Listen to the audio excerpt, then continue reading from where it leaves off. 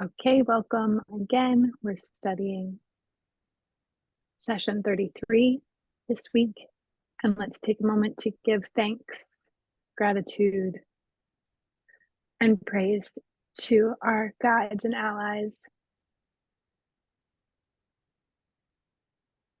Thank you particularly to those of Ra. Thank you for your dedication to the Law of One and for bringing in this message.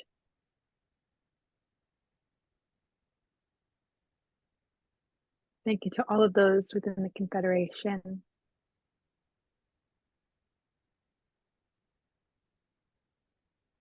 For supporting us on this planet in particular. Thank you for supporting us on the positive path, giving us a little more light to guide our way as we make this transition from 3D to 4D. And may any benefit generated by this study radiate out and support all.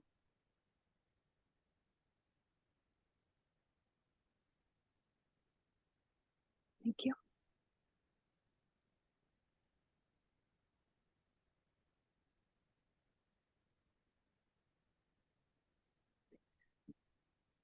Okay, session 33.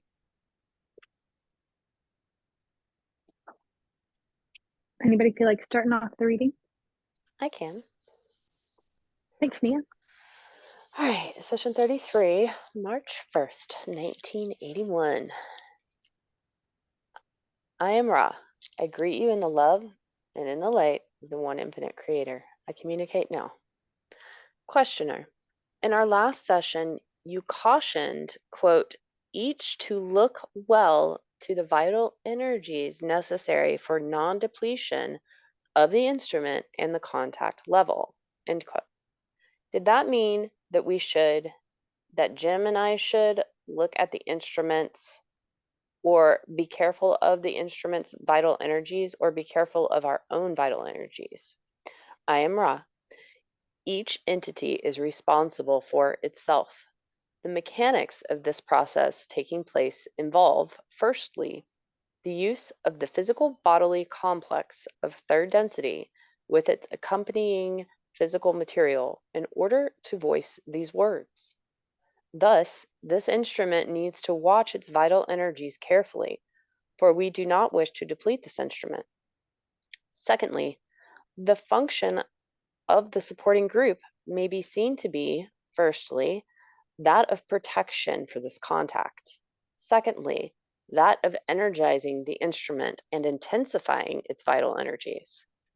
This supporting group has always, due to an underlying harmony, been of a very stable nature as regards protection in love and light, thus ensuring the continuation of this narrow band contact. However, the vital energies of either of the supporting members being depleted, the instrument must then use a larger portion of its vital energies, thus depleting itself more than would be profitable on a long-term basis.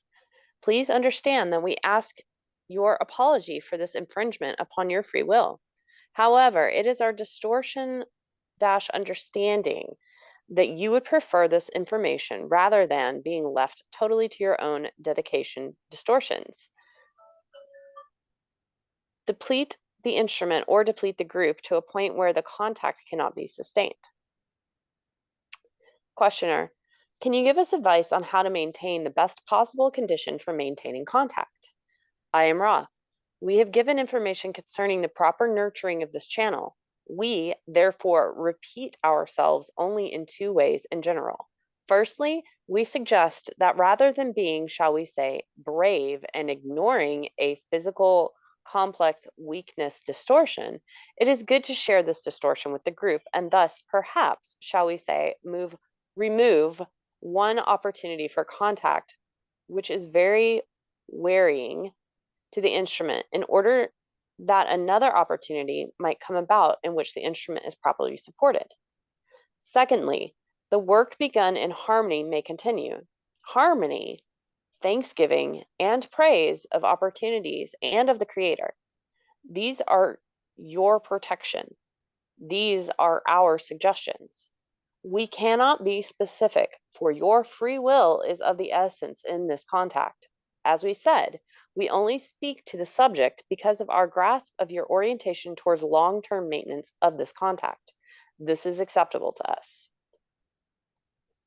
Let's pause there.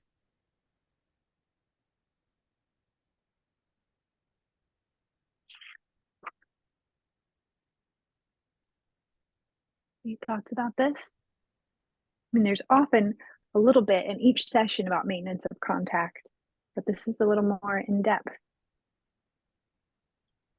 I have a question. In 33.1, Ra gives some advice as to what to do, right? Or like, okay, so Don says, like, you told us to like watch our energies. Like, what do you mean by that? So Ra says like, this is how it works. And then Ra says, please understand that we ask your apology for this infringement upon your free will. That surprised me. Like, what part is, how is this infringing on their free will? I have a thought about that. So what Don was referring to was, kind of like advice from Ra. In the last session, Ra cautioned each to look well to the vital energies necessary for non-depletion. So, I mean, I guess he did ask, like he did the usual asking. So it was in 32:16. I'll just ask if there's anything we can do to make the instrument more comfortable and make the contact better. But I think it's like Ra usually goes into more information when Don has his own, or one of them has their own kind of insight, and then Ra will expand upon it. And it seems like Don didn't really wasn't bringing an insight. He was just continuing to ask the question that he always asks, like, is there anything we can do?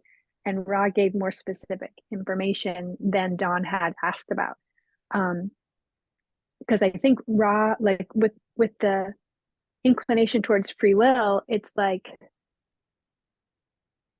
the seeker making their own discovery is more important. Like that's free will, rather than receiving advice. So that's my take on it. Yeah, that all feels that I agree with all that. And I would add that, like, from my perspective, Ra's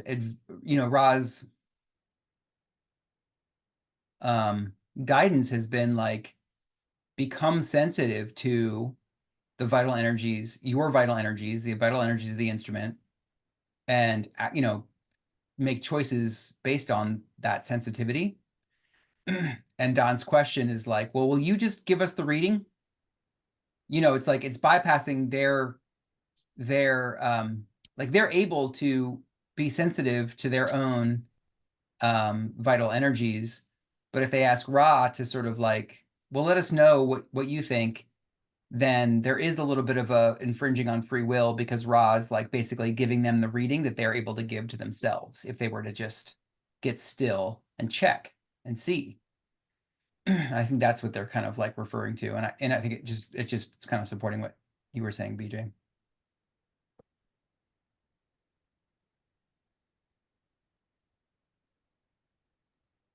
What do you think about that, Sean? I mean, yeah, it makes sense. And I wonder if this is like a sixth density thing, because like, is it like, oh, I'm thinking about like when I help people, or like, typically when people help people, I'm always telling people what to do. Like when I mentor my students, I'm like, yo, do this, man. This is what's gonna work. Do this. And then like every time Ra does it, it's like, oh no, we're not going to tell you what to do. Like, oh, like it just seems such like a different approach. And sometimes like, oh, like, am I infringing on everyone's free will? Like, is that bad? But Yeah. when I first read this, I was like, what's wrong with this? Like, this is great. Like, you're helping them, man. Like, why is this a problem? Like, you should be doing this more often, Ra. Like, Yeah. but from Ra's perspective, it seems like it's something that they're trying to avoid. Yeah, I think they're overly cautious because of the way that they were taken when they came, or because of the way they have been taken. You know, they've been taken to be like godlike or something. You know that so that if someone's looking for guidance outside of themselves, they can just like, oh, I'll just do what Ra says, which isn't the point. Like that's turning it into a religion rather, like a external guidance rather than finding the truth for ourselves. And I think, yeah, we all give advice, and I think personally, this is my thought within this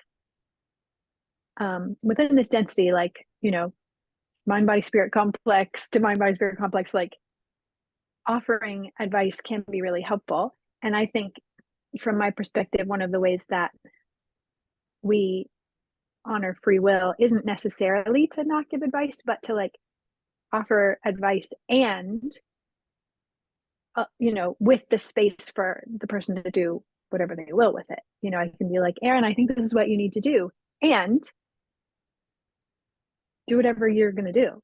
Like, anyway, that's my take on it. Like, I think it can be helpful to still offer our thoughts to one another, but with full like caveat of like, and if you don't do it, that's okay, because you're using your own guidance, ultimately.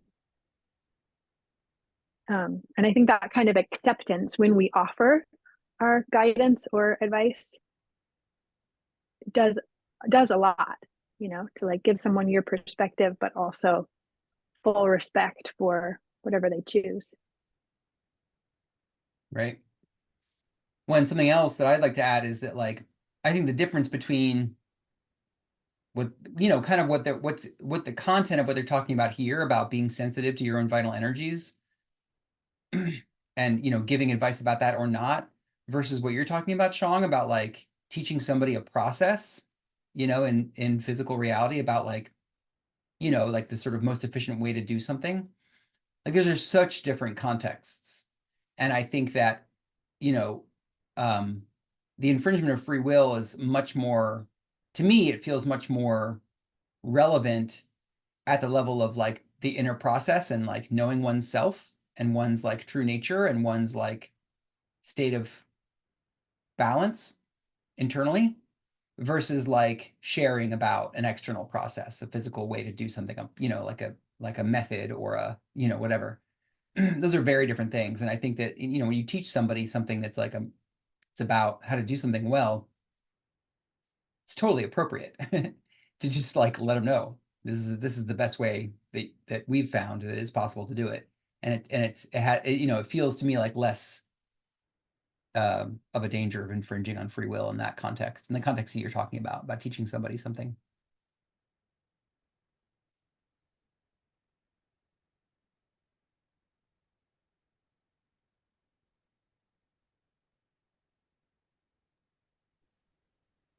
Shall we keep reading?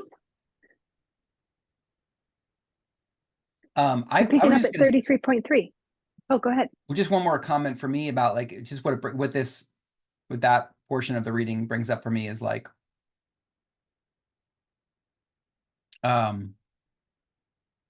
just the process of like measuring what energy is available to the self to serve or to do something, which is like duty, right? Like I think Carla has a sense of duty. She has a really strong sense of duty.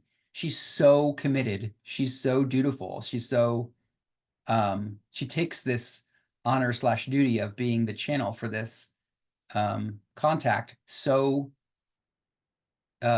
it's so important to her. You know, in my own life, you know, I struggle with the same thing. It's like, I mean, I'm not at the level of like significance or importance as this contact is, at least from my perspective, but it feels relevant to all of us. Like the question of like, how do we make choices about what are we available for and what are we not? And like, how much should we just like lean our, you know, put our shoulder into it and just like try to push past fatigue or push past discomfort or push past a sense of like, man, it'd be nice to rest, but no, there's more to do. Anyway, it stirs emotions for me when I hear this, because it's like, yeah, I can relate to the, you know, just to the topic and like a little bit to Carla. I feel like I relate to Carla because I feel like she's a little bit over her scales are a little bit tipped towards duty. And she, you know, I think she's a little bit inclined towards martyrdom because of that. And sometimes I struggle with that too for myself. Like I feel like I don't know when it's appropriate to turn off the sense of duty and just like rest. So it hits home for me, the question of how to find balance in that process of discernment.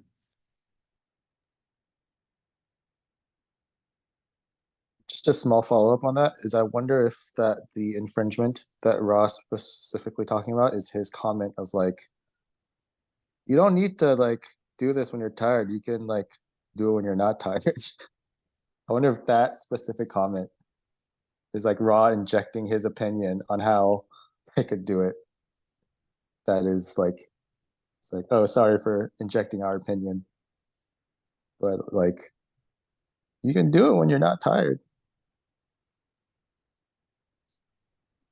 Yeah, that part does definitely have a different kind of flavor, right, than Ra often speaks from.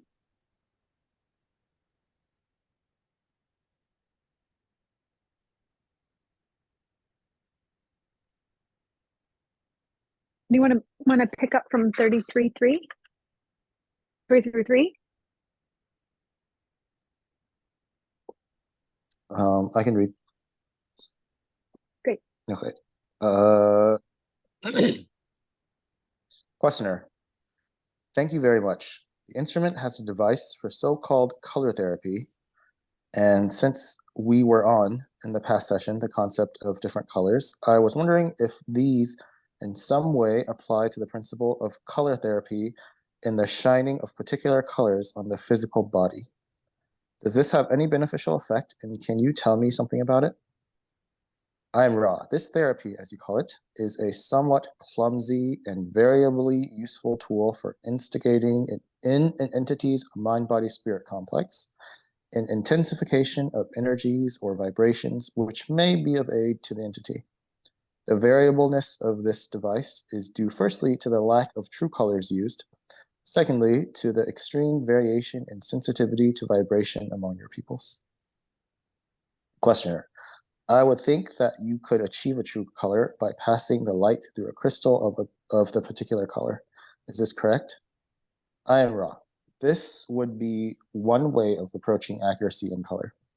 It is a matter of what you would call quality control that the celluloid used is of a varying color. This is not a great or even visible variation. However, it does make some difference given specific applications.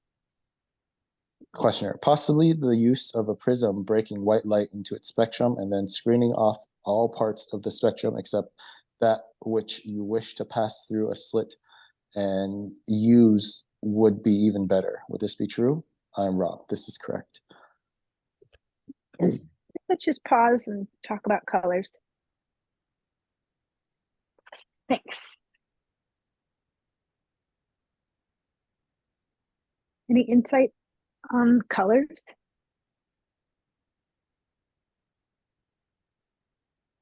I mean, I'm fascinated by this whole, every time the rainbow comes up and the question of like the relationship between the colors, you know, as though there are 7 of them, and the qualities of those colors, whether they're metaphysical or physical, is always really interesting to me. At our house, some of you, I'm sure, know this, but we have a bunch of light catchers around. So we often have like rainbows floating around our space of our house. And so we often have the opportunity to like regard the spectrum of the rainbow as it's, you know, as it like reflects off the surfaces. And, you know, I find myself really drawn to rainbows. And when you look closely, it's like there certainly, from my perspective, are no discernible boundaries between one color and another. So I'm always curious about like, what is a true color? Like when Ross talks about true colors, they seem to suggest that there are some points in that band of the colors that have some sort of harmonic frequency or some sort of quality, be it physical or metaphysical, that does suggest that there's some nodal point along the spectrum of colors that makes it such that there are true colors. There are points along what seems like an infinite, gradient. There are points along that seem to have some sort of universal quality. And that's fascinating to me. I'd love to know more about that. I know that there's a lot of famous scientists, including Newton, who studied color directly. Like there's a pretty common portion of the of like a progression of someone, especially in the Hermetic traditions, directly observing the rainbow and colors. And that's a big, it's one of the sort of like key parts of understanding vibration and understanding lots of physical phenomenon. Anyway, it's fascinating to me. I'd love to know more.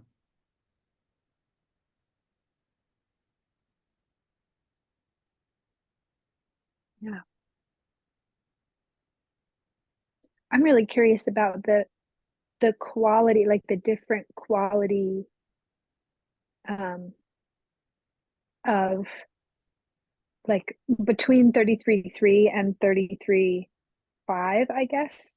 Like or yeah. So they're talking about like if the prism breaks white light into the colors and then you just kind of like block off the other ones, that makes a different quality of light versus what Ra was saying, the clumsy and variably useful light. Like, what is the difference? How does someone make a color that still looks like that color? What is the difference than that and it being split off from white? That's fascinating to me. Mm-hmm. I've seen color therapy. I've actually had color therapy done on me. Like at least okay, so like the way I saw it done was like you lie down on a table, and then they like put lights above you. It's just like white, like I don't think it's any special kind of light, but they like a light bulb, and then they put like literally they just put celluloid.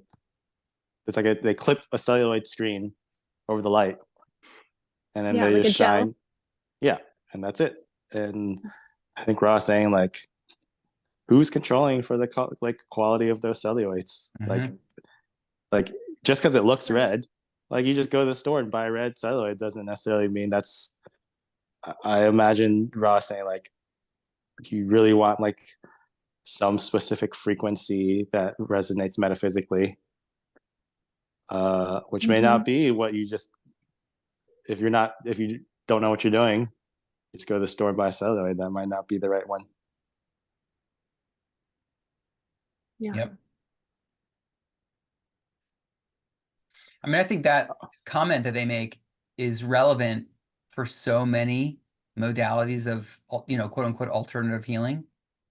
It's like my sense is that there's so many amazing systems to help people connect with truth and help people connect with their essence and help people clarify and balance. And like in the process of trying to like replicate them, I think if somebody's not a sensitive instrument, it's so easy to poorly replicate what could in some context be a really powerful and truthful healing process.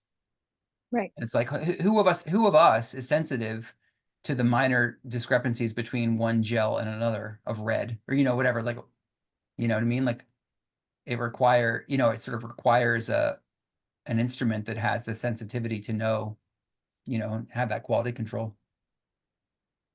Yeah. Yeah, Neil, jump in. I was just thinking the number 7, and I think I was listening to a podcast, and it was either like Hinduism or some Vedic religion where they wear the certain colors for the days of the week. And I don't know if that has any actual science behind it, but I know there's like the actual Vedic, religion or study of spirituality is very, you know, in depth. So I would think that there's something to that, and find it interesting that we have the 7 days here. So I wonder if there's anything mixed in with the sevens going on there. Yeah. Our son went to a Waldorf school when he was younger, and we learned that a lot of the teachers there who study anthroposophy, which comes from Rudolf Steiner, they also follow a 7-day color calendar. And in the terms of the Vedic studies, like from what I understand, and I think Ross says this, like, a long, long, long time ago, the people who founded that system of study like were sensitive, like they were able to directly perceive chakras and their purpose and their qualities, and then sort of systematized that, which is it's a wonderful and huge benefit to humanity, I think, the Vedic system specifically. But then again, it's like, how many people are there now who can do that, and like, how does that affect like basically, like, what does it mean to just believe, study the Vedas, for example, the Vedic system, and then just take it on intellectually versus the capacity to actually know it for yourself. Like, I think that's where the real, power is try to investigate directly for yourself. Yeah. For ourselves. Yeah. I imagine that we all have had some varying capacity to see those kinds of things. Like I remember being small and seeing people's energy. And I saw some colors, but I mostly saw shape, like direction and shape. And then at some point realizing like, oh, not everybody's tracking that. I guess that's not important. Like it was just some like channel that I was tuned into that I eventually turned off. But I think we like all probably to varying capacities have those abilities, to start with. We're sensitive to that, but we just stop paying attention to it. Right. Totally.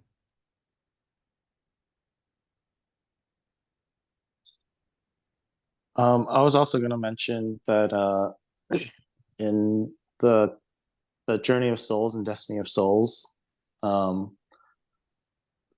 there is some mention that souls have colors, and it's different from, or they say like this is the soul color is not your aura color. It's very different, and that the more experienced and what the older and more experienced the soul is, the darker their color.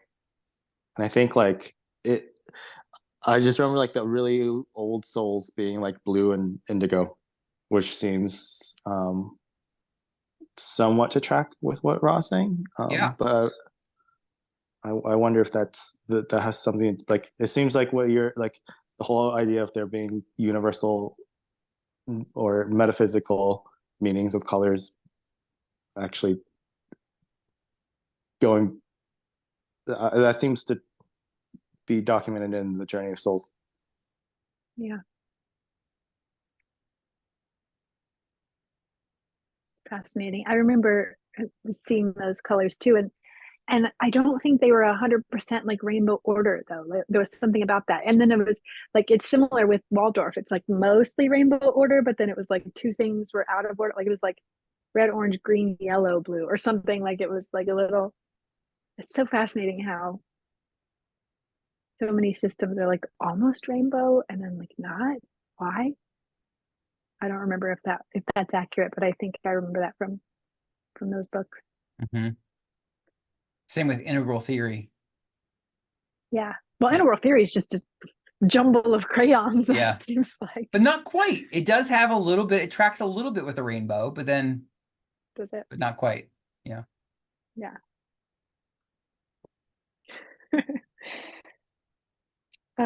Okay, I'm going to pick us up at 33.6. Questioner, thank you. I was wondering if there's a programming of experiences that causes an individual to get certain catalyst in his daily life. For instance, as we go through our daily life, there are many things that we can experience. We look at these experiences as occurring by pure chance or by a conscious design of ours, like making appointments or going places. I was just wondering if there was a behind the scenes, I might call it, programming of catalysts to create the necessary experiences for more rapid growth in the case of some entities. Does this happen? I am Ra. We believe we grasp the heart of your query. Please request further information if we are not correct. The incarnating entity, which has become conscious of the incarnative process and thus programs its own experience, may choose the amount of catalyst, or, to phrase this differently, the number of lessons which it will undertake to experience and to learn from in one incarnation. This does not mean that all is predestined, but rather that there are invisible guidelines shaping events which will function according to this programming. Thus, if one opportunity is missed, another will appear, until the, shall we say, student of the life experience grasps that a lesson is being offered and undertakes to learn it. Questioner, then these lessons would be reprogrammed, you might say, as a life experience continues. Let's say that an entity develops a bias that he actually didn't choose to develop prior to incarnation. Is it then possible to program experiences so that he will have an opportunity to alleviate this bias through balancing? Is this correct? I am Ra. This is precisely correct. Questioner, thank you. Then from this, I would extrapolate to the conjecture, I will say, that the orientation in mind of the entity is the only thing that is of any consequence at all. The physical catalyst that he experiences, regardless of what is happening about him, will be a function strictly of his orientation in mind. I will use as an example deleted. This being a statement of the orientation in mind governing the catalyst. Is this correct? I am Ra. We prefer not to use any well-known examples, sayings, or adages in our communications to you due to the tremendous amount of distortion which any well-known saying has undergone. Therefore, we may answer the first part of your query, asking that you delete the example. It is completely true, to the best of our knowledge, that the orientation or polarization of the mind-body-spirit complex is cause of the perceptions generated by each entity. Thus, a scene may be observed in your grocery store. The entity ahead of self may be without sufficient funds. One entity may then take this opportunity to steal. Another may take this opportunity to feel itself a failure. Another may unconcernedly remove the least necessary items, pay for what it can, and go about its business. The one behind the self observing may feel compassion, may feel an insult because of standing next to a poverty-stricken person, may feel generosity, may feel indifference. Do you now see the analogies in a more appropriate manner? Questioner, yes, I do. Then from this, I will extrapolate the concept, which is somewhat more difficult because, as you have explained before, even fourth density positive has the concept of defensive action. But above the fourth density, the concept of defensive action is not in use. The concept of defensive action and chuckles, offensive action are very much in use in this, our present experience. I am assuming that if an entity is polarized strongly enough in his thought in a positive sense, defensive action is not going to be necessary for him because the opportunity to apply defensive action will never originate for him. Is this correct? I am Ra. This is unknowable. In each case, as we have said, an entity able to program experiences may choose the number and the intensity of lessons to be learned. It is possible that an extremely positively oriented entity might program for itself situations, testing the ability of self to refrain from defensive action, even to the point of the physical death of self or other self. This is an intensive lesson, and it is not known, shall we say, what entities have programmed. We may, if we desire, read this programming. However, this is an infringement, and we choose not to do so.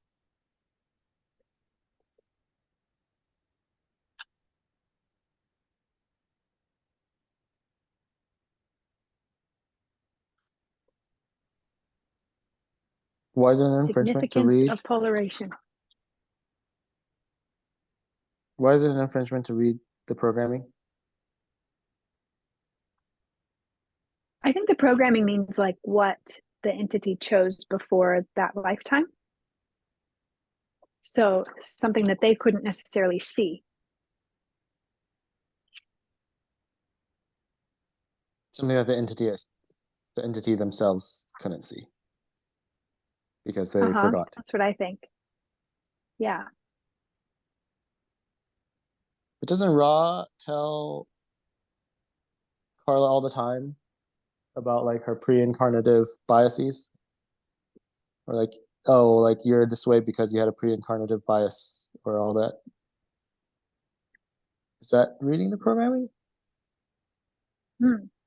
Maybe, although I think in as much as Ra does say things like that, I think they tend to only give information that they, Don and Carla and Jim already have some connection to. Like they already know that themselves. And so Ra just kind of confirms what they already know.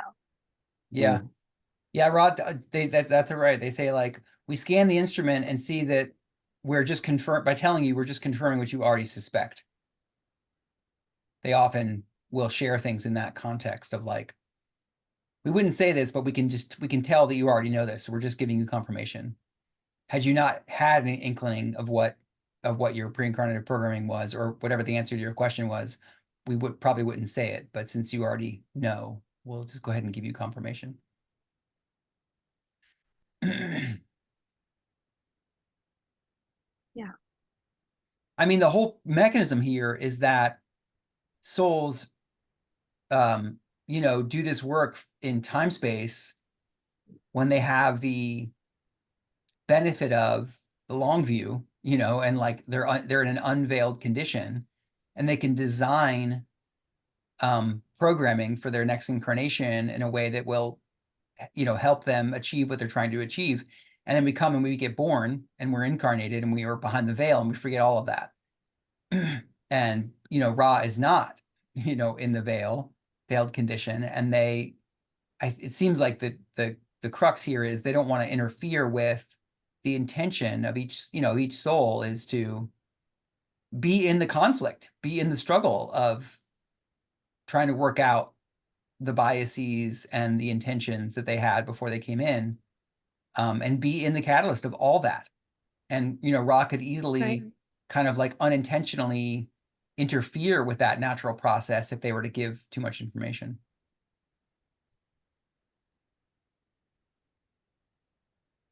Right, that makes sense.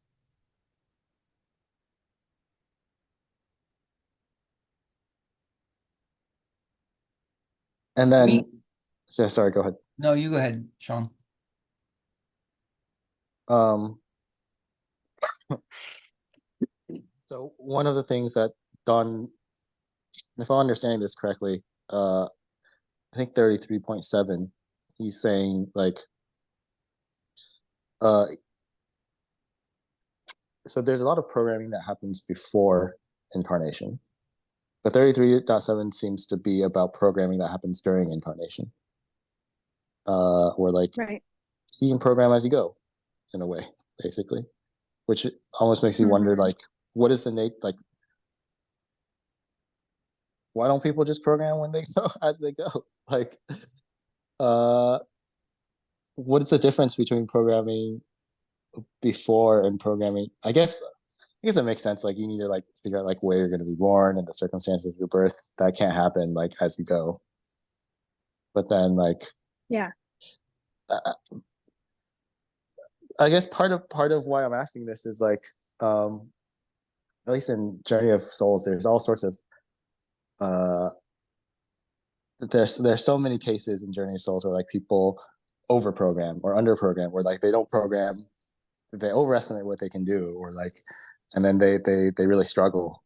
And this 33.7 Yeah. makes it seem like, yo man, just come here and then just program as you go, like figure it out Right. once you're here.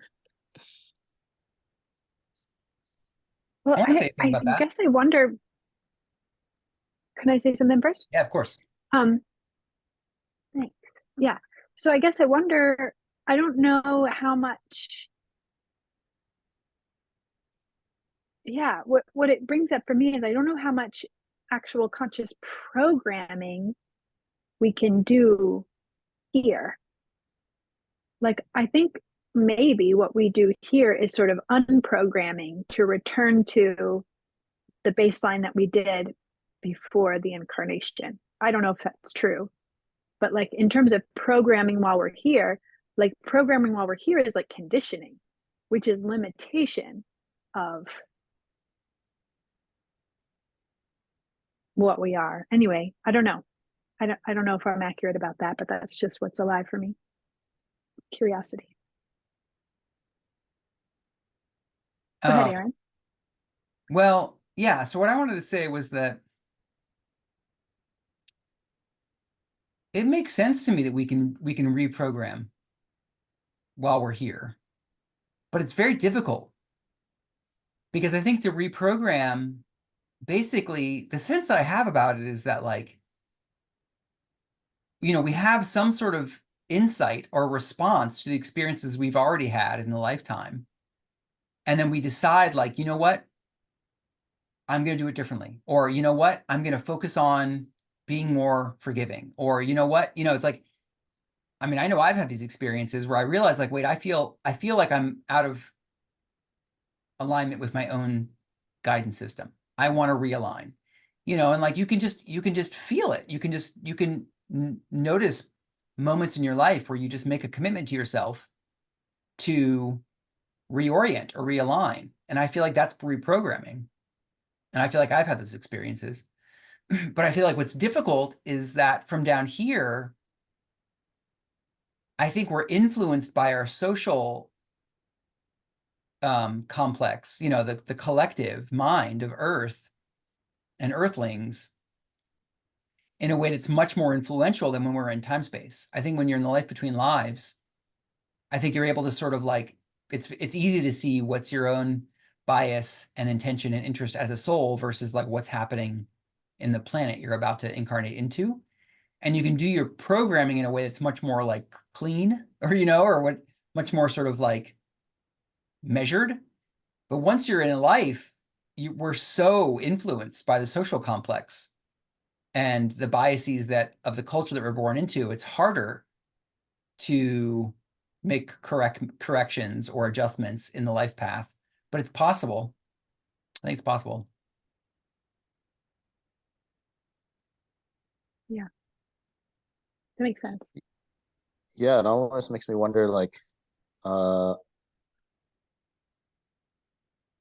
how much conscious effort is required for reprogramming, or if it happens unconsciously, or um I relate to, and I get like the focused conscious reprogramming of like really being in a meditative state, and that also makes, I also get like why that would be hard. Like I bet like the average person has a lot of difficulty getting there. Like they wouldn't be able to reprogram um consciously like that.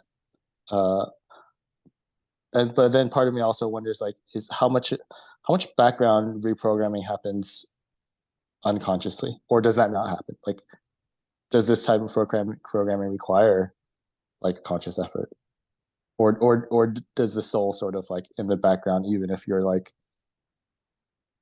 if you're struggling in life, not if you're not in touch with your like higher self, if the higher self is still in the background, sort of adjusting and reprogramming as it goes. Yeah, that's a great question, Sean.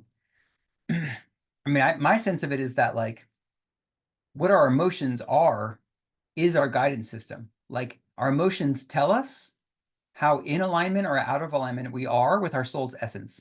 Like the more we're living truthfully to what our essence wants, what our soul wants, the better it feels. And the more we're out of alignment with it, the worse it feels.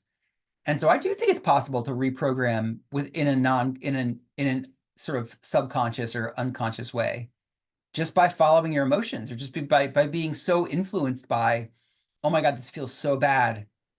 You know, like I think this could happen in the background without the conscious mind fully having to do it or realize it. This feels so bad. I just need a different way. Like I need to be more in alignment with my spirit, my soul. I think it is possible to reprogram in a way that's not necessarily, I'm reprogramming my life now. You know what I mean? Like I think it can just happen because of our emotion, because of the power of our emotions they have on us and how we make choices.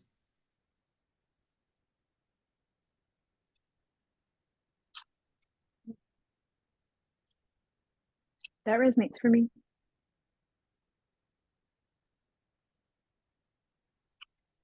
Anybody want to pick up the reading? I can read. Where are we at? We're at 3310. 10. And I think let's go through 3316. Okay. So read 3316. Okay, will do. Thanks. Questioner, I will ask if you are familiar with the motion picture called The Ninth Configuration. Are you familiar with this? I am Ra. We scan your mind complex and see this configuration called the Ninth Configuration. Questioner, this motion picture brought out this point of which we have been talking, and the entity, the kernel, had to make a decision at that point. I was just wondering, with respect to polarity, his polarization. He could have either knuckled under, you might say, to the negative forces, but he chose to defend his friend instead. Is it possible for you to estimate which is more positively polarizing?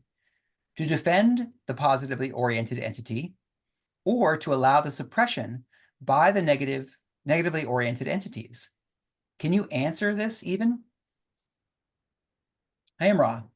This question takes in the scope of fourth density as well as our own, and its answer may best be As well as seen your by, own. as well as your own, so fourth and third. And its answer may best be seen by the action of the entity called Yehoshua, which you called Jesus. This entity was to be defended by its friends. The entity reminded its friends to put away the sword. This entity then delivered itself to be put to the physical death. The impulse to protect the loved other self is one which persists through the fourth density, a density abounding in compassion. More than this, we cannot and need not say. Questioner, thank you. As we near the end of this master cycle, there may be an increasing amount of catalyst for entities. I am wondering if, as the planetary vibrations mismatch somewhat with the fourth density vibrations and catalyst is increased, if this will create a slight amount of more polarization, thereby getting a slightly greater positive harvest because of this catalyst. And in the same way, create a more negative polarization and then get a slight amount more negative harvest by this mechanism of transition that is, unfortunately, somewhat more catalytic than it would be if the planet had reached a higher state of consciousness. Does this happen? I am Ra. The question must be answered in two parts. Firstly, the planetary catastrophes, as you call them, are a symptom of the difficult harvest rather than a consciously programmed catalyst for harvest. Thus, we do not concern ourselves with it, for it is random in respect to conscious catalyst, such as we may make available. The second portion is this. The results of the random catalyst of what you call the earth changes are also random. Thus, we may see possibility vortices going towards positive and negative. However, it will be as it will be. The true opportunities for conscious catalyst are not a function of the earth changes, but of the result of the seniority system of incarnations, which at the time of the harvest has placed in incarnation those whose chances of using life experiences to become harvestable are the best. Questioner, is this seniority system also used for the service to self side for becoming harvestable on that side? I am Ra. This is correct. You may ask one more full question at this time. Questioner, okay. What I would like for you to do is list all the major mechanisms designed to provide catalytic experience that do not include interaction with other self. That's the first part of the question I'll ask. I am Ra. We grasp from this question that you realize that the primary mechanism for catalytic experience in third density is other self. The list of other catalytic influences, firstly, the creator's universe. Secondly, the self. Questioner, can you list any subheadings under the self that would, or ways that the self is acted on catalytically to produce experience? I am Ra. Firstly, the self unmanifested. Secondly, the self in relation to the societal self created by self and other self. Thirdly, the interaction between self and the gadgets, toys, and amusements of the self-other self invention. Fourthly, the self relationship with those attributes which you may call war or rumors of war. Questioner, I was thinking possibly the catalyst of physical pain. How does this go under this heading? I am Ra. This is correct. It going under the heading of the unmanifested self. That is, the self which does not need other self in order to manifest or act.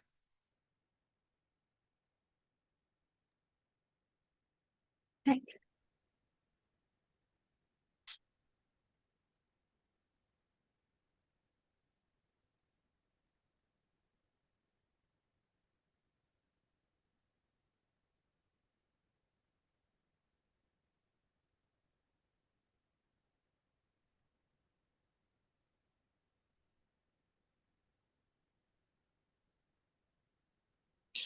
I want to make sure I understand something correctly, so I just wanted to summarize.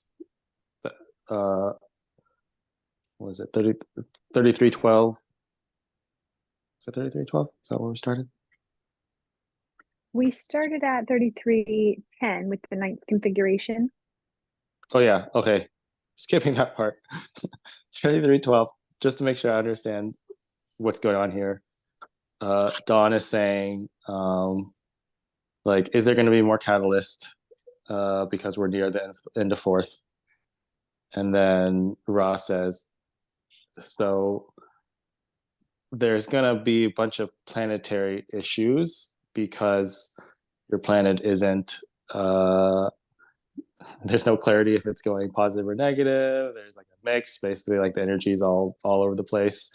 Because of that, there's going to be planetary problems. That's going to cause, energy vortices where the effect, like, not only are the problems going to be random, the effect of that is also going to be unpredictable. It might be positive, it might be negative. So that it's sort of like a side random effect. Really, what you should, like, the true that's not conscious. So like at the end of the day, conscious programming is just what it's always been, conscious programming, like before and during life.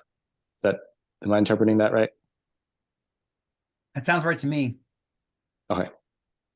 And then just to restate it, like it's, if I'm hearing you correctly, and what I'm getting from it is that like the entities of Earth didn't plan for there to be such intensity on the planet. They didn't plan for such, catastrophes and planetary changes. That's all, sort of somewhat random. It wasn't pre-incarnatively planned or programmed. And then on an individual basis, how each person reacts to all that chaos is up to them. Like it's not gonna automatically produce one effect or another. It's up to each entity of like how they meet that catalyst is what produces evolution, spiritual evolution. And then it seems like, I'm curious to hear what you all think about this. Ross says, the true opportunity, this is in 3312, they say the true opportunities for conscious catalyst are not a function of the earth changes, but of the result of the seniority system of incarnations. And it seems like what they're saying by that is that like entities who are in the front of the line to get a slot, an incarnational slot before harvest is completed, are like more prone to, because they're closer to graduation, because they're like 3.7, basically, they're really close to being able to like be 51%, that they're more inclined to make good use of catalyst. Like the further you get along in the evolution through third density, the more you are likely to make good use of catalyst. Does that seem like what they're saying? In terms of the seniority system?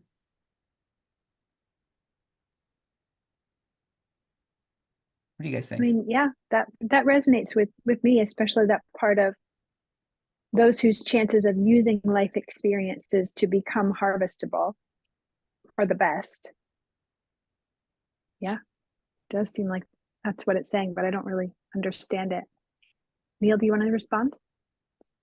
Yeah, I'm wondering if there's a self-sacrifice type of, if you die in the natural disaster, like a tsunami, and then that brings more and more people together, is that seniority of potentially choosing to die in a natural event, you're, I don't know, higher in vibration or seniority of vibration, you choose to,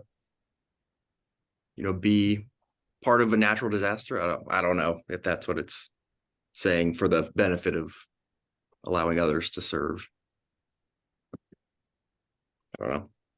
And building on that, I wonder how how random are the natural disasters? Like, can you even pick them like pre-incarnatively, or are they so random that like it just happened? Like you incarnate somewhere and like, oops, natural disaster.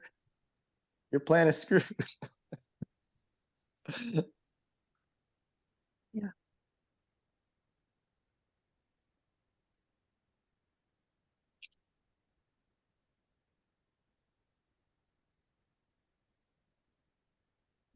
Yeah, I think my sense of it is that like, I mean, I have no idea, but my sense of it is that like it is pretty random. Like it's pretty chaotic. Like I think before entities come in, they wouldn't necessarily know all the tsunamis or hurricanes or, whatever chaotic situations are going to happen in the future. I don't think that would be perfectly seeable.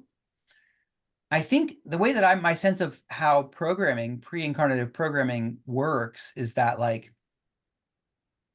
it's almost like we install magnets. This is a rough analogy, but it's almost like we just install magnets that tend to draw us as our life progresses, our incarnated life progresses. It draws us to the situations that we're interested in learning about, that we're interested in having in order to learn about ourselves or in order to in order to have certain kinds of catalyst.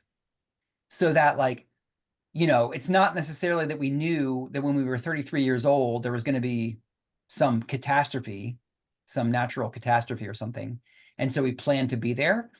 But it's more that we install a sense of, you know, we somehow install, I don't even know how to describe it, but like the thing that produces synchronicity, you know, like there's a way that we all are guided that's irrational. It has nothing to do with conscious choice, that just puts us in situations that, you know, where we end up being where we're right where we need to be to have the experience that we wanted to have from a pre-incarnative perspective.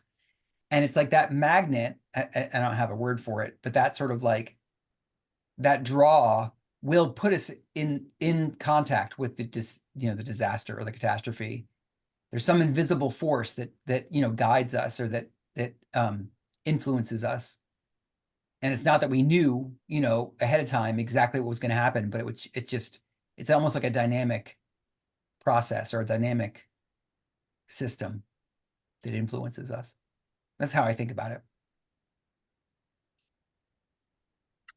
I have two thoughts. One for Aaron, one for one. Well, yeah. Okay. So first, I'm rereading what you had originally talked about the seniority system, and I think from what I'm reading about this, so Dawn is asking like is catalyst coming from like us getting close to the harvest, and is that why there's more, is like something to do with it, like why is there going to be more catalyst? And then Ra seems to be saying like the increase in catalyst is because the more senior you are, the more you consciously program. I think that's correct based off everything that's been said. Like beginning of third density, you're not really programming. You just come in randomly, not really programming. At some point, you start consciously programming. Seems like by the end of it, you're really consciously programming as much as you can. So it seems to make sense that like now at the end, all the people who are programming the most are here. So there's more conscious programming because it just so happens that the ones who are programming are here. That as opposed to the earth changes being the reason for that. And yeah, so basically I'm saying, yeah, Aaron, I agree with your interpretation. And I had a quick thought of like responding to Neil, which is like the programming for polarization and for like both for service to self, well, for service to others, um like it doesn't necessarily need to be self-sacrificial, right? Like that programming, like I know you gave the example of like being in like the path of a tsunami, but like I don't think yeah, like it seems like a big part of the lesson for Carla is like don't be self-sacrificial, right? That's like a lot of her lesson is like, yo, you can make this work without being a martyr. Like you could, it seems like you could do more service if you lasted longer than if you like, you know, burned out early. uh I don't know, it's just that came to mind based off what you had said, you know. Yeah, I was thinking that the I don't know, natural disaster like fires that happen in Hawaii, and you had the opportunity to, you know, go out there and help and come together and be part of the community, or some people probably took advantage and tried to buy land cheap and really screwed over some of the other population. And I think that the certain souls that are here now are either going to probably make the choice a little more quickly than a soul that's, you know, beginning of third density is just kind of trying to figure itself out. But it seems like we do have everything here. Like it seems like there's the person that doesn't care to act, or the person that cares to act even more. And it's hard to gauge where we're at just based on like the news and everything. But it's definitely biased towards us not being as unitive as we probably are. Yeah. Sean, when you were talking about the, when you were commenting on all the souls, due to the seniority system doing a lot of pre-incarnative programming, that all makes sense to me, and I agree. And it was when I was hearing you talk about that, it was the first time it made me sort of have this realization or this idea for the first time of like, I mean, that's a really unique metaphysical condition for the planet to be under. That's there's 8 billion souls who pretty much all of them are doing programming. And I'm like, No, wow, no, not all of them. Not all of them. well, not all of them, but like most of them. 40%, 50%. Didn't Ra give a percentage? 57%, something like that, are actively programming. That's true. Yeah, Oh, that's right. not at all. But see, that's so fascinating because how is that compatible? How does that square up with the seniority system, as I understand it, is that those souls who are closer to graduating are the ones who are given the incarnative opportunities. I think it just means there's not a lot of souls that are close to graduating, but the ones that are close are all here. Okay, I guess that's true. All right, well, that tempers what I was going to say a little bit, because, I mean, if it was basically everybody, if it was basically all the souls, like, I mean, it still kind of holds up, even if it's half. Like 4 billion souls doing pre-incarnative programming, like that's a lot of metaphysical power. Like that's a lot of God's idea. When it's a lot of different variations of God's infinite original thought, all influencing what actually manifests on Earth. I'm like, whoa, maybe that scenario does actually influence the fact that there's so much catalyst or so much planetary change going on. Anyway, it's the first time I'd ever had that thought. Not that I think that it's necessarily the case, but like, well, that's a lot of mind power, 4 billion souls all trying to influence what's about to happen on the planet. That's a lot of influence. That's a lot that's gonna manifest somehow. And if it's not unitive, but is it are they is that choice, like, it's they're just picking like the circumstances of like their birth so that they can work on specific things, right? That does, like, would a soul who's consciously, so a soul who consciously programs versus a soul who doesn't consciously program, do they have different amount of influence on the planet, or is it just that they have the same amount of influence but one is more directed than the other?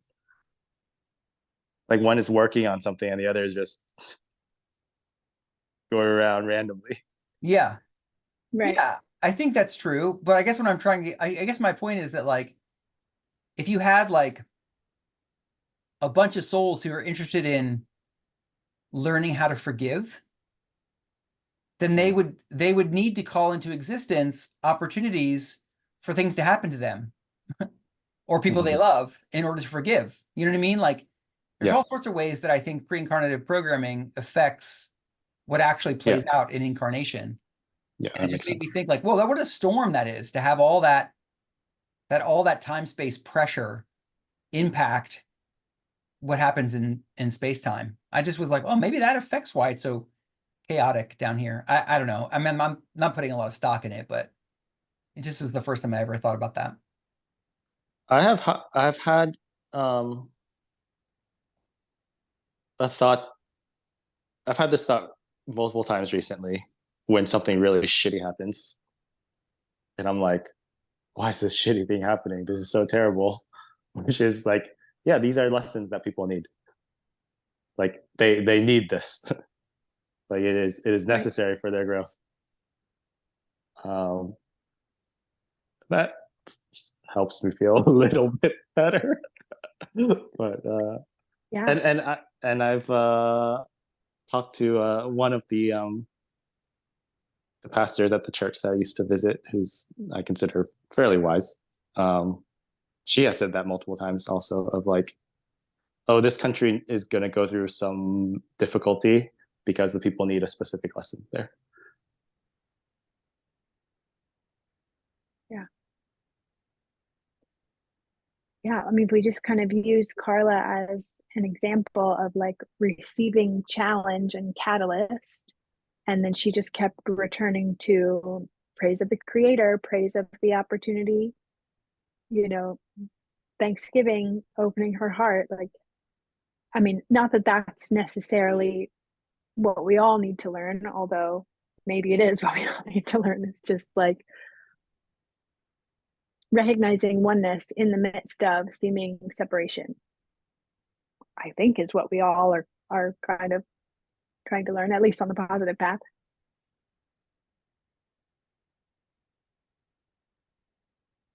Yeah. I mean, what's the alternative? The alternative is that we're actually what's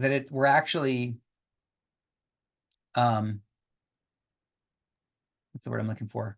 Like, we actually should worry about certain things. They actually are mistakes in the universe that we need to worry about, right? Like, yeah, and that guy, he's actually a problem. And right. But then that suggests that like God is not, like, it breaks down in the context of this teaching. Like, everything is a portion of the one infinite mind, the infinite creator, manifesting conditions so it can know more about itself. So it can know more about what it's capable of and what it feels like to have those experiences that it's capable of. And so there are no mistakes, and there's nothing really ultimately, no matter how much a society goes through challenges or a person goes through challenges, nothing is out of place. Nothing is wrong. It's not that it shouldn't have happened. It seems that way. From down here, it certainly seems that way. But from the zoomed out perspective, it's all part of a learning process of the creator. Yeah. And I think that's very wise, Shang. I think your priest friend that seems very wise to me. Mm-hmm.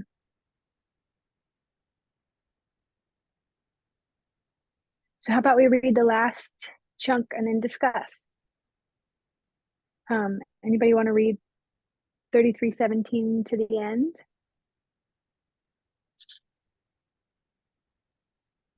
Sure. I haven't gone yet. Thanks, Neil. All right.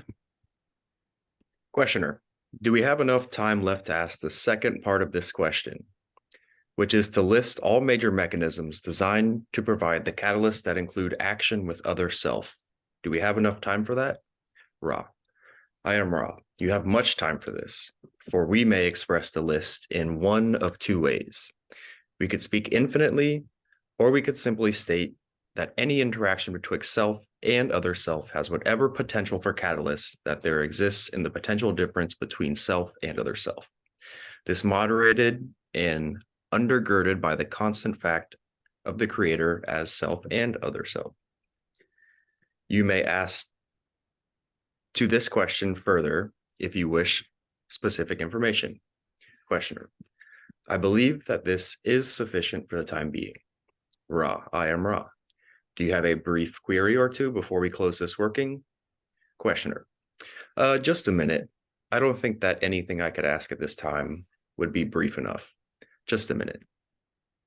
Yes, there's one question. Is there any difference in violet ray activity or brightness between entities who are at the entrance level to fourth density positive and negative? Ra, I am Ra. This is correct. The violet ray of the positive fourth density will be tinged with the green, blue, indigo triad of energies. This tinge may be seen as a portion of a rainbow or prism as you know it, the rays being quite distinct. The violet ray of fourth density negative has in its aura, shall we say, the tinge of red, orange, yellow, these three rays being muddied rather than distinct. Questioner, just as a slight appendage to the question, what would the rays of fifth and sixth density look like? I am Ra. We may speak only approximately. However, we hope you understand, shall we say, that there is distinctive difference in the color structure of each density. Fifth density is perhaps best described as extremely white in vibration. Sixth density of a whiteness, which contains a golden quality as you would perceive it. These colors having to do with the blending into wisdom of the compassion learned in fourth density. Then in sixth, the blending of wisdom back into an unified understanding of compassion viewed with wisdom. The golden color is not of your spectrum, but is what you would call alive. You may ask one more question briefly. Then I will ask if there is anything we can do to make this instrument more comfortable or improve the contact. I am Ra. The working is well. You are attempting to be conscientious. We thank you. May we say we enjoyed your vision of our social memory complex, drinking one of your liquids while speaking through this instrument. I am Ra. I leave you in the love and in the light of the one infinite creator. Go forth then, rejoicing in the power and the peace of the one infinite creator. Adonai.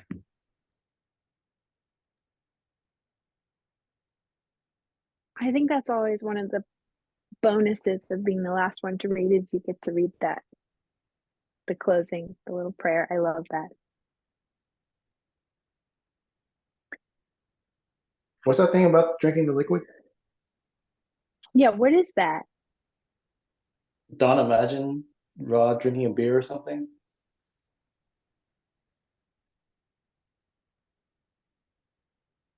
Yeah. I don't know. It would be interesting to go read the notes. Maybe Jem or Carla made a note about that.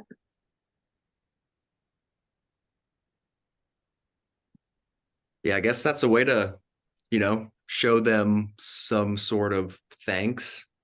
And I'll do this sometimes. I think I was speaking with a medium trying to connect with my mom after she passed, and we got into talking about spirit guides, and I was like, oh my gosh, I have this team of beings that are here to help.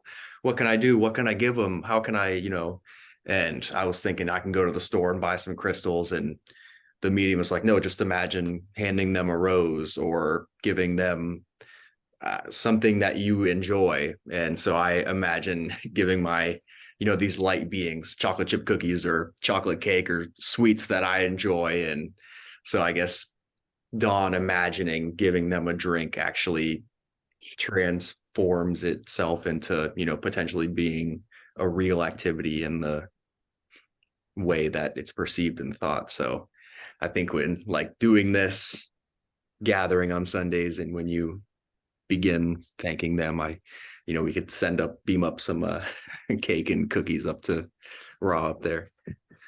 So I find that pretty fun that they actually said we liked when you gave us a drink in your mind.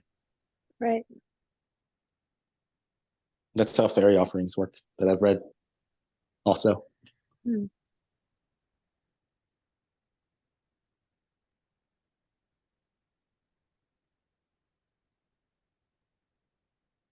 Yeah.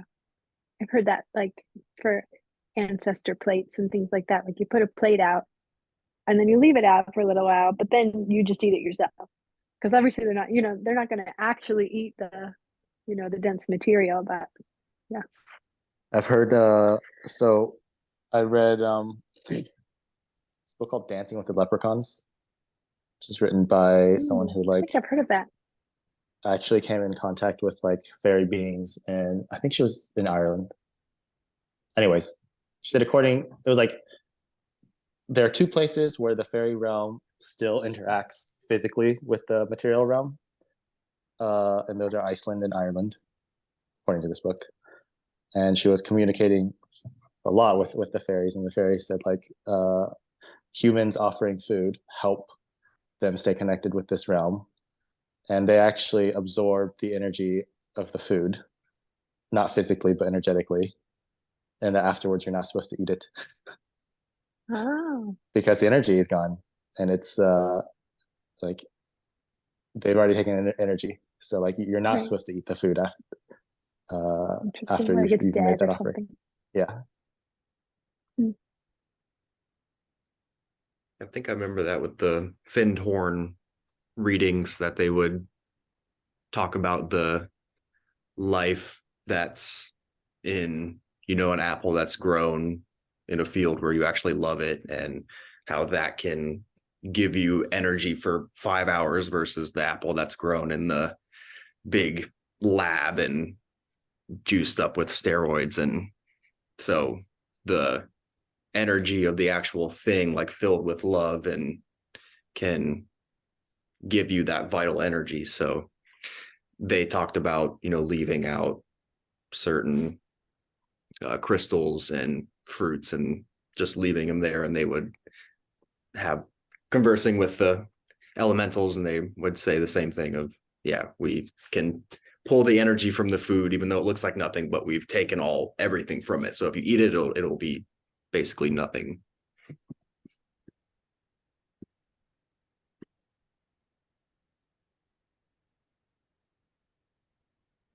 I'm super interested in 3317. If there's any insights about the catalyst with other self. And Ra says, we could speak infinitely, or we could simply state that any interaction betwixt self and other self has whatever potential for catalyst that there exists in the potential difference between self and other self. This moderated and undergirded by the constant fact of the creator as self and as other self. That just seems like there's a lot there if we were to meditate on it.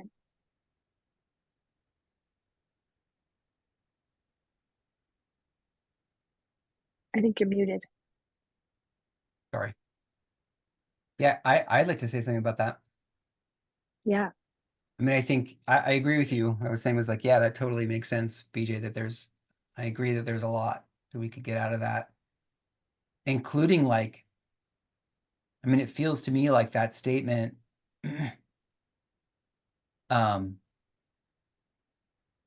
exposes the essence of why the creator creates the creation, like for the purpose of relationship. Like that's it. Like the one infinite creator has no separation from itself, so it can't relate to anything. It can't exchange energy. And so it's all about relationship. The creation of the universe is all about creation of the capacity to have relationship. And so it seems like what they're saying there is that like any entity takes on a specific point of view with a specific set of biases or whatever. And so any two entities are going to have some gap, some distance, some, it's not just singular. But like the capacity to have a catalyst with another entity is a function of how different you are with another person. Like your perspective and their perspective are different. And so if they don't match, you could struggle with that, and it could cause strife or conflict. And then you have to work that out, or you can accept it, or you can fight against it, or, whatever. And it feels like the mechanism they're talking about there is just a matter of like the difference is what creates the capacity for catalyst to exist in the first place. And of course, that's going to be as infinitely variable as there are entities. Yeah. Yeah, I find it interesting that with other self, Ra's like, yeah, there's infinite number of types of catalyst. And then but with self, Ra lists specifically 4, and 3 of them have to do with other self. I think. Yeah, he says like, well, okay, so with self, there's you thinking about yourself unmanifested, which I guess is like your imagination. You interacting with your imagination, you interacting with toys. No, that's the third. What's the second? You interacting with society. like the thought of society, I guess, your relationship with society, which involves the other self. Toys probably involves the other self, and then war, which definitely involves the other self. Yeah. Well, and Ross says we grasp from this question in 3314 that you realize that the primary mechanism for catalytic experience in third density is other self.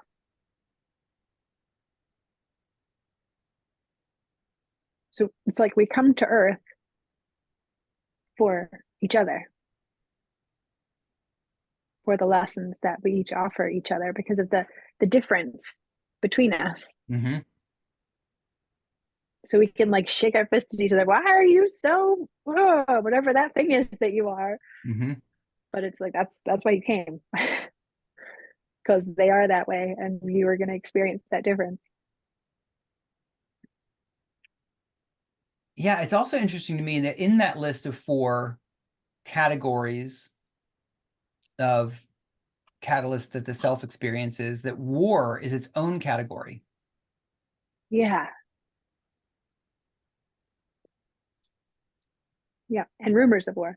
Yeah, and rumors, like not government, not school, not marriage, war. Like that's so interesting. It's its own category. Yeah. So what you just Which mentioned. I think. Go ahead. Oh, I was just saying, those things you mentioned, would those fall under that second category of I think so. society? Yeah. Right. There's a ton of things that would fall under this, relationship with society. But war is not also the same thing. War and rumors of war also falls under the relationship with society, but it gets its own heading. I think war, from my perspective, like they're saying, or this is how I took it anyway, the self relationship with those attributes, which you may call war and rumors of war. Like I think I kind of took it to be any sort of significant strife that I would oppose, or like any sort of like significant kind of conflict. Like I didn't take it to mean necessarily how we take war, like going off to another country with my gun and trying to kill the enemy necessarily. I took it to mean just like that we would think we need to engage in significant conflict. Anyway, that's the way I took it. I don't know if I'm right. I wonder if in the like war in some sense is like the opposite of society, or like society is like structure, where people what the group thinks. In some sense, war is like it's like complete destruction, right? It's like in some sense like the loss of that. Mm-hmm. Yeah, it's like the ultimate manifestation of the lack of a coherent sense of a social self. Like war can only take place between 2 groups that think that they're separate. If if we were to grasp the truth of being a planetary entity that's a living singularity, war wouldn't quite fit. It wouldn't, it just doesn't seem like it would be able to manifest in the same way. It requires a sort of limited view.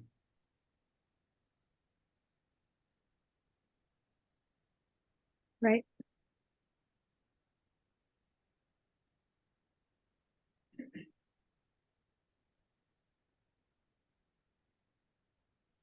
Which would be, potentially why they said it as the 4th, because of the creator getting to know itself and the invention of the veil that wasn't there. So now we have the idea of creator knowing itself through like hurting itself and going after itself so intensely. Right. Totally. Yeah, the limited view that allows war to be possible, it was a purposeful invention of the logos. Yeah. So all these things in 3315, these are things if I'm interpreting this right, these are ways for you to grow yourself or experience catalysts for the potential for growth, for self-growth, without directly interacting with another person. Like you grow, you experience self-growth via imagination or like via engaging with some sort of toy or gadget, thinking about society or considering war without ever directly, like this could all happen in your own mind without you ever talking to another person about it. Is that correct? That's the way I take it, yeah.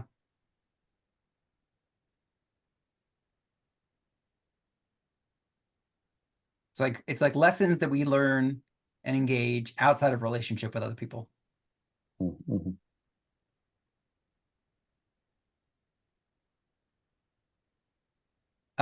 Can I bring up a different point? Yeah. And we only have a few minutes left. In 3317, in response to Don's, wait, is that the right one? But Don asked the question about the violet ray. I think it's 19. About the violet ray as it appears for harvestable entities in the positive versus the negative path. And Ra's response is like this, yeah, there's a big difference. And it really landed for me as significant, the difference. That in the positive fourth density harvestable entity, the violet ray would be tinged with the green, blue, and indigo triad of energies. And it sounds like in the negative ray, none of those colors exist. They're not present in the violet ray. And one of the reasons it's significant for me is because in previous passes through the material, there's always this question of like, does the negative path just skip the heart and then use the blue ray to work along the negative path, or does it skip both? And there's always been this confusion because I think Ra speaks to it different ways. And this seems to suggest that like they skip both. They don't cultivate blue ray, which helps me understand because blue ray seems to be an extension of green ray, like we were talking about last week. Like green ray is universal love and compassion, and blue ray is the sort of the communicating about that, the expression of that knowing. And it's like, well, how would a negative entity even be able to work in the blue ray? Anyway, and this seems to see, and I may not be right. I'm curious to hear if anyone has a different view, but it seems like Ra's response in 19 seems to support the idea that the negative ray really is all about cultivating power in the sense of personal individualized self, which is the lower three, the lower triad. And then like using that power to springboard like directly to the gateway of intelligent infinity, like directly to violet, essentially. Like using the universal power of God to serve one's own personal will at the expense of any other's will. Without any regard to universal love, or I don't know. Any thoughts on that? I definitely don't know.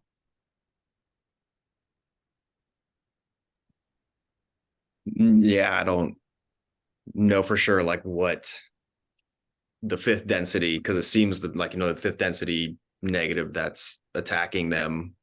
But I guess Don's just asking for when you're harvested into fourth density, like when you're walking the steps of light, what does the violet ray look like that's being read? And I guess they're saying if you're a positive being, you open the heart, you're probably going to be able to love enough to then understand wisdom and unity. And then with the fourth density negatives, they're just the first three. But then in the 3020, when they talk about fifth density being white and then sixth density being white and gold, I don't know if they're talking about both positive and negatives. Like so both fifth density would be white, but that's not pertaining necessarily to a fourth density. Like, are they talking about the violet ray of a third density being, right? In 19? So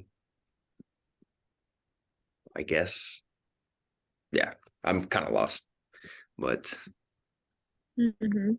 Well, I think one of the reasons why it feels like a big clue to me is that my sense of like the exit point of third density, the momentum of positive and negative entities, like persists profoundly into like the next densities. Like in fourth density, there's no more veil. So negative entities at some level can see the truth of the matter. But they've cultivated so much interest in the lower triad. They've cultivated so much interest in the sense of an individualized, compacted self that even once they're in fourth density and they can see, if they chose to, they could see that it's all unified. They're still so interested in it that it persists through fourth, fifth, and even into sixth density. Millions, tens of millions of years. Yeah.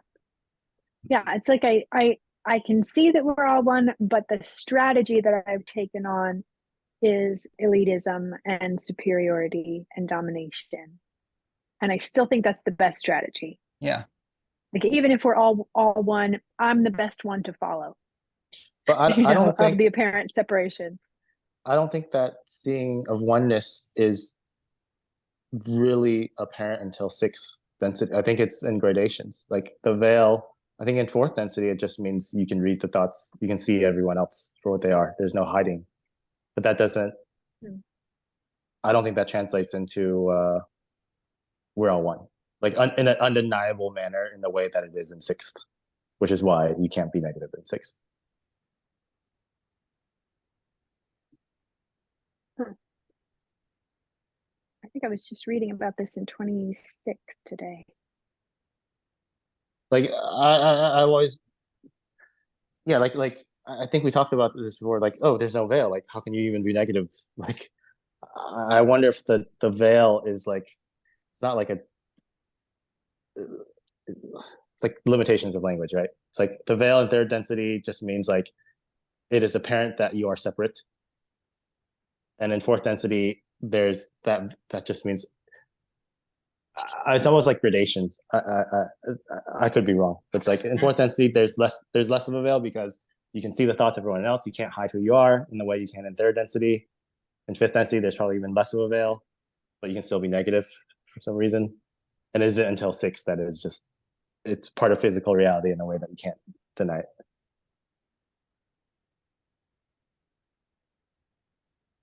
And also, we really should find some time to talk about the colors of fourth, green and blue and indigo, because I think what you're talking about, Aaron, like whether or not you need blue or even indigo, like where's the indigo? And there's apparently only red, orange, and yellow. So like, I think last time we said indigo is like this understanding that every moment is sacred, that like everyone is the creator, or at least you're the creator. Like, is that missing from the fourth density experience? And then I don't think we ever finished the conversation of what blue is. Like blue, I think it was Ross said it was just giving the other person freedom, like allowing them to express themselves freely. I guess that makes sense that like no, you're not going to do that negative path. You're not free. There's no freedom for anyone except for yourself.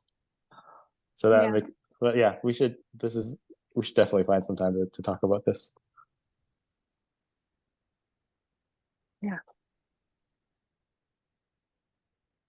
Well, 34 next week is not especially long. Maybe we could start looking at the colors before we get into 34 next week.